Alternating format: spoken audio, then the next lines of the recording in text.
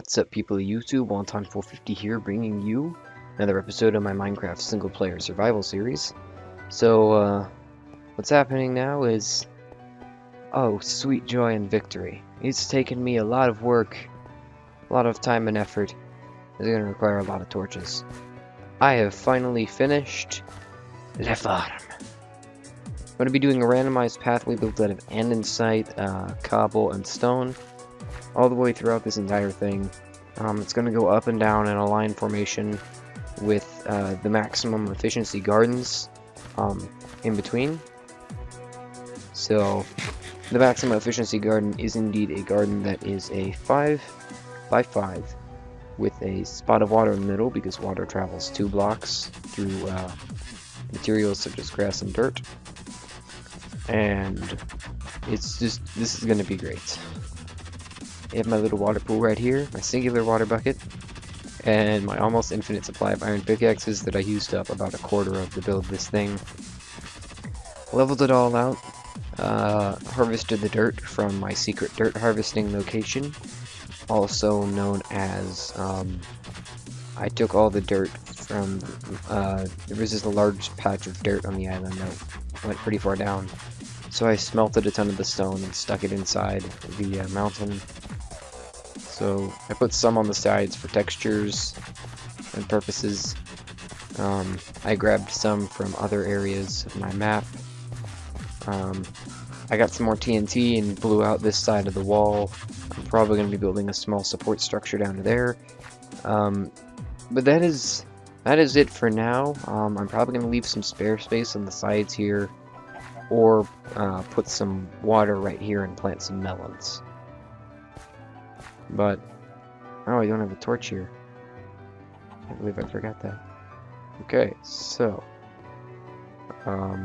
this is, oh my gosh, this took forever. But now, indeed, it is paying off. Oh, and I harvested the snow a while back and stuck it inside the stairwell, as you could see. I just gotta let this, finish smelting. It's my pathway builders. I've got a lot more stone. Andesite I don't have too much of, only a few stacks of andesite.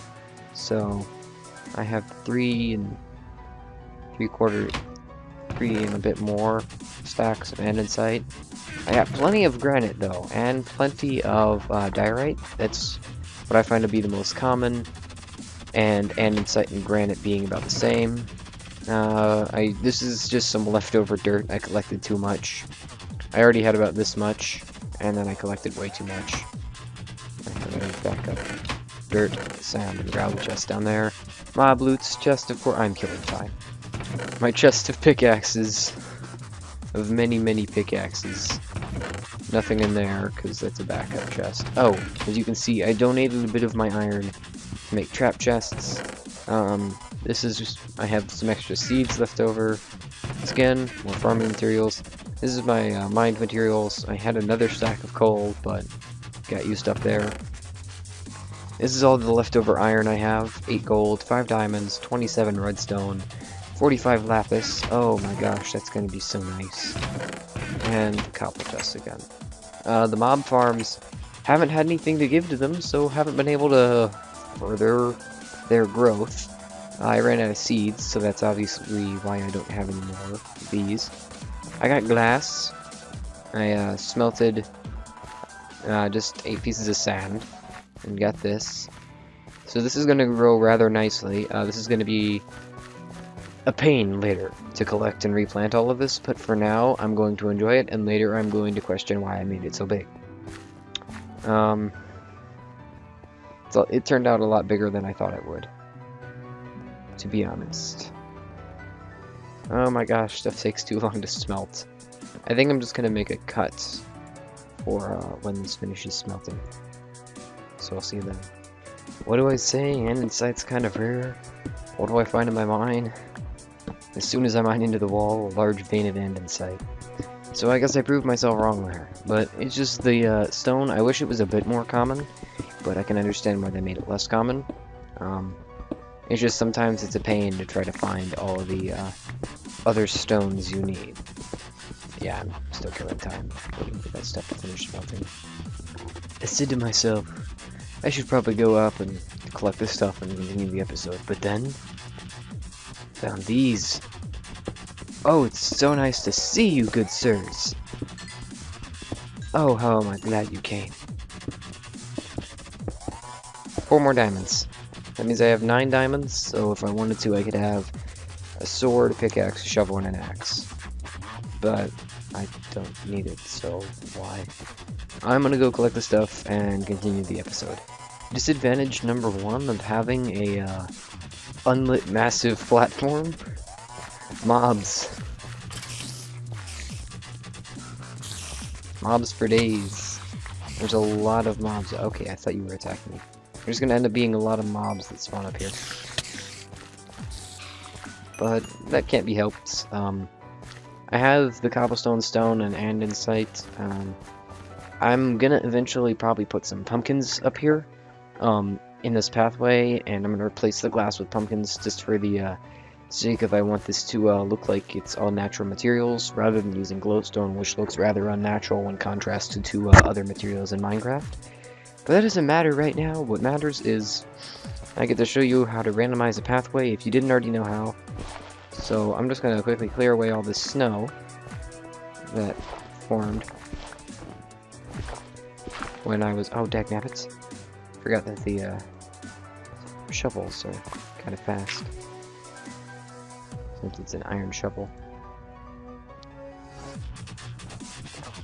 But anyway, yeah, I'm going to show you how to randomize a path. Everybody does randomization differently. It really depends on what style the person builds in. I build in a random style.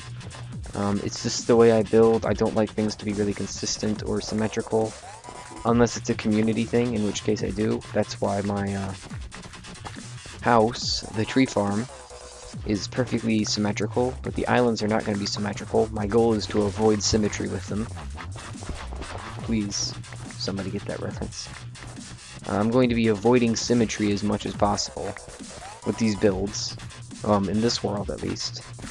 So, if something has to be symmetrical because that's something I'm going to use a lot, and sometimes people are unhappy if things are unsymmetrical, it's going to be unsymmetrical. But if I can make it unsymmetrical, then it's going to be very unsymmetrical, and I'm going to love it, and everybody's going to be unhappy with me because it's unsymmetrical.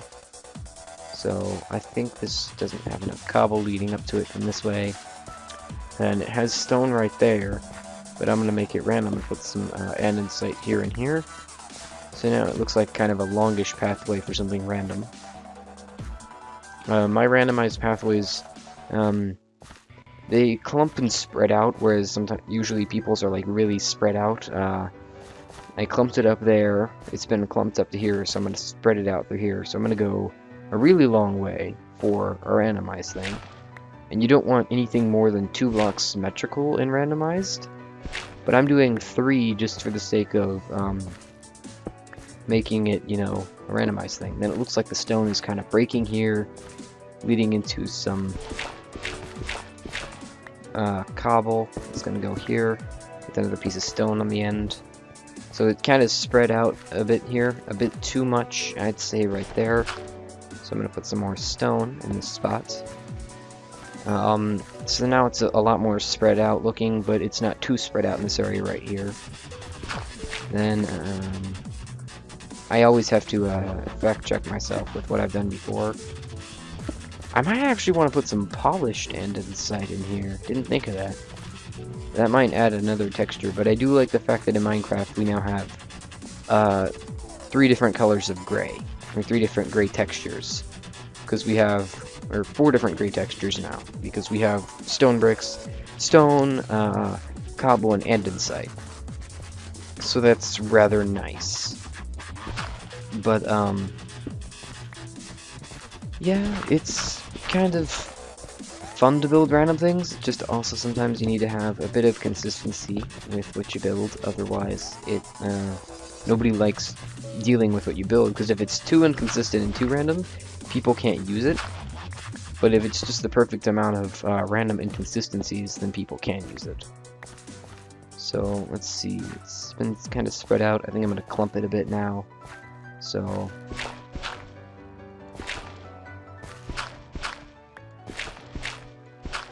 There we go. This should be good. I have two shapes that are too similar, so I'm going to do that. That works. So now, some more stone. I'm going to put cobble here, here, here, and in sights. And then another piece of stone. So it's kind of going to clump up a bit right here, so... And sometimes it's nice to have it break off from the beaten path, but I can't do that here, so I just wasted a piece of stone. I can't do it here because it's going to be confined by those two roads, so it looks like, I don't know, some of it's starting to decay or something. So I'm going to have to fill that in with some of this dirt. Yeah, so now we have this very nice pathway, leads all the way down, and I'm just going to finish it off right here, making it a line that comes into this, andesite, some cobble, and then another piece of andesite, and then I'm going to end it at this one. So one more piece of, oh no, don't want that broken out, so I want one more piece of stone right here, and it's going to curve right here, so this is going to be a sidewall, sheer drop off on the left side of the path. And I'm going to have the path probably come all the way down on this end. And on that end, I might do that as well, that just depends on how it curves. I believe I filled in the curve here. No, I'm not going to have it do that on this end. I'm going to try not to enclose stuff, so I'm just going to have organized, semi-organized rows. These are going to be very symmetrical, very good, but then with a randomized path, so I think it's going to look better than if it was just all the same. But now I can farm this entire side, hoe it out, put in some glass, put in some glass and some other materials, all the way down to the far end here, and then, you know, I'm not going to ring it. I'm not going to put the farms coming all the way here. I'm going to have it come to the edge up here and then stop. Oh, that was close. And then I'm going to have, as soon as I get past this pathway, 5 blocks in, it goes down, then another one, then another one, then another one, and it's all going to be connected by this thing right here. Or I could do it where this one connects to this one, then the one all the way down here connects over there, but I don't want it to be random to the point of inconvenience, so I'm probably just going to do a line, and then, so a line going that way, and then rows coming this way. So that's the plan here. The nice thing about random pathways is you don't need a ton of a material because they're random. But other than that, that was all the plans I had for this. I broke my hoe building this, so... Oh, I thought I had missing plants right here. I hope I don't end up what I have on NovaForge server, because on NovaForge, I have a singular carrots. That has been a singular carrots. It has not grown the entire time I've been on the server. I planted it like a few days after I got on, because like right after I got on I killed a zombie and got a carrot. So I distributed carrots and potatoes to people, because I built the zombie farm, so I got a potato soon afterwards. But I ended up with one carrot that wouldn't grow. It's been there for weeks, months actually now. And it hasn't grown, but you can bone meal it. I think. I'm not going to touch it. I'm just going to leave it there as the eternally size 1 carrot. But other than that, it's going to be kind of funny. So, if, I don't think I actually have anything else planned. Just wanted to show you how I build my random pathways, what the farm's doing, and that kind of stuff. I'm going to have to build the rest of it, so that's off-camera stuff. It's stuff that you guys don't really care about, I don't think, unless you want me to, in which case, I would appreciate it if you posted it in the comments below, because if you post it in the comments below, then I can see your opinion. But other than that, thanks for watching, and I'll see you next time. Peace out.